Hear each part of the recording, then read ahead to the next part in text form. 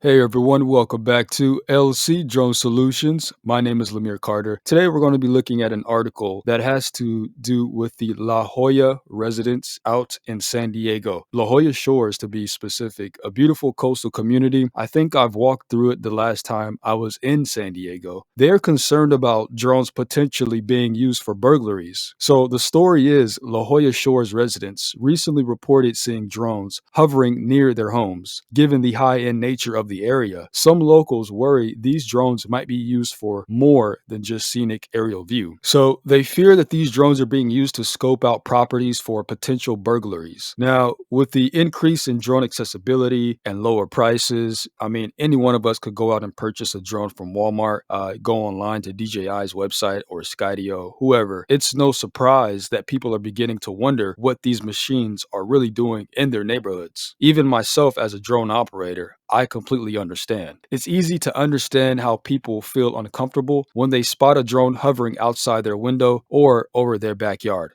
And while many of us think, oh, it's just a drone taking a video, maybe taking pictures, some worry about how that footage could be used.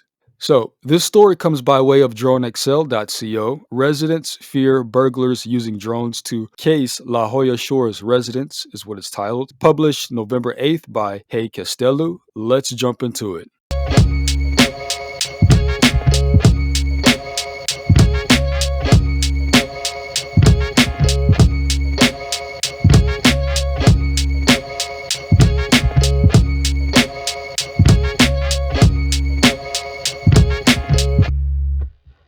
So the article starts out, a concerning pattern has emerged in the upscale La Jolla Shores neighborhood of San Diego, where residents suspect drones are being used to scout homes before burglaries. According to reporting by La Jolla Light, at least 9 residential burglaries have been reported in the area over the past 6 months, with several incidences preceded by suspicious drone activity. One resident who requested anonymity due to safety concerns, described a particular unsettling encounter. The drone could see into my house and everything going on in it. She witnessed 5 drones hovering over her parents' house and observed multiple drones apparently surveying neighboring properties at night. In one instance, a significant burglary occurred just 2 weeks after drone activity was spotted. Current regulations state that night flights require proper lighting and drones must stay within the operator's line of sight, which is true.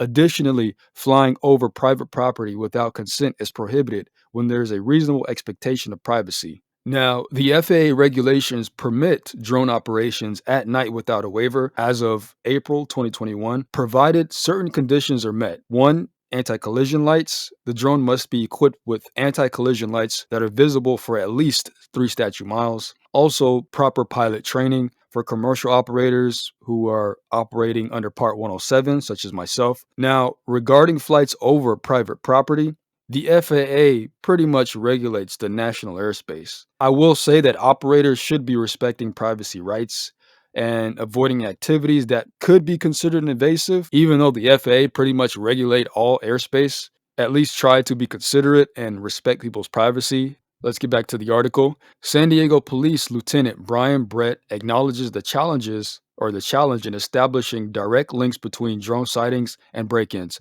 noting that there would still be an issue of finding out who the drone belongs to after the fact. And this makes me think of remote identification.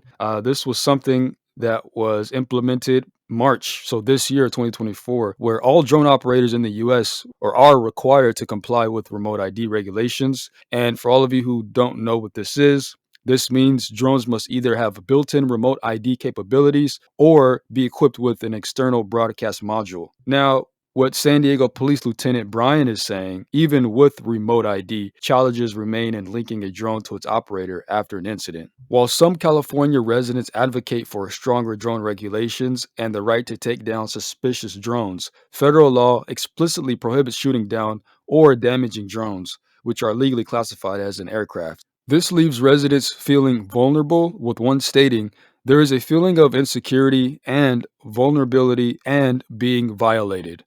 And here's another situation where I'm conflicted because stricter drone laws could indeed impact the positive uses of drones, especially for professionals and enthusiasts who operate reasonably. However, the feeling of vulnerability that these La Jolla residents are expressing is also valid, as it touches on fundamental privacy concerns. Maybe we could have clearer guidelines on responsible flying near private properties, or even technology that could alert residents without requiring stricter laws. Something that won't impact drone operators negatively who are using drones in a responsible manner, is what I'm trying to say. Now, for residents who live in La Jolla Shores, and I'm sorry that individuals like that are misusing drone technology, please know that they do not represent all of us out there who are trying to fly responsibly. You can also invest in home security solutions that are specifically designed to detect drones.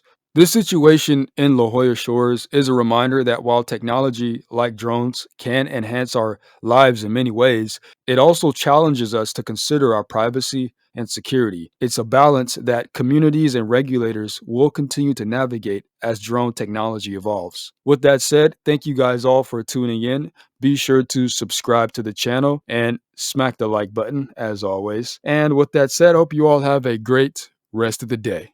Take care.